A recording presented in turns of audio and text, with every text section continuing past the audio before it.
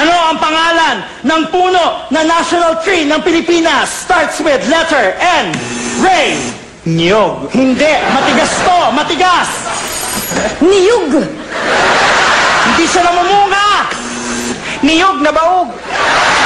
Matigas, hindi namumunga. Tapos, nakikita lang ito sa mga virgin forest. Go, Marina! Virgin coconut oil. Puno nga, puno. Ano? Virgin coconut tree. Puno to, puno na malaking malaki. Sa sobrang laki nito, kapag pumunta ka sa ilalim, pwede kang magpalamig. Go! Ice buko. Inig mabuti, sino ang nakapatay kay Magellan? Ang initials niya ay LL. Marina! Lito Lapid. Ano ka ba? Hindi Pampanggenyo ang tinutukoy ko. Taga Cebu, Cebuano. Alam mo yan. Leto, lapid. Ano ba? Inuulit-ulit ang pangalan ng taong ito. Inuulit-ulit. Go! Leto, Lapid, Lapid. Maikli lang yung pangalan niya para nickname lang. Go! Lot-lot.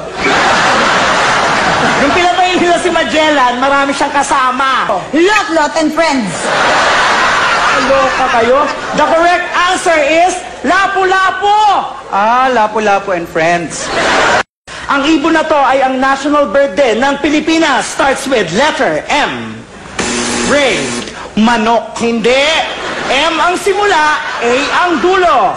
Ano? Manoka. Kulay brown ito. Kulay brown. Ano? Litson manoka. Hindi. Ano ka ba? Brown ito na maliit na maliit. Go! Chicken cubes. Maliit na brown na may pakpak. Chicken cube with wings. At kailan pa nilagay sa pantry ang chicken cube? National bird ng Pilipinas. Ang sagot ay manok na bata. Walang masyadong natawa. Saan tayo madalas pumunta pag summer para maligo? It starts with a letter B. Ray. Banyo. Ay nako, hindi. Pag pumunta ka dito, maaarawan ka. Marina. Bubong. Hindi. Kapag pumunta ka dito, marami kang makikitang babaeng nakabikini. Ray. Beer house. Sorry, Ray. The correct answer is beach. Ay, beach house.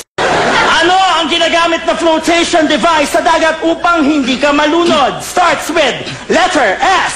Marina. Sirena. Hindi siya babae. Shokoy. Hindi siya lalaki. Marina. Shoki. Ang tamang sagot ay styrofoam. Hello? Salbabido kaya yun. Alam mo pala, bakit hindi mo sinagot? Eh di sana sinabi mo sa, hindi S. O nga.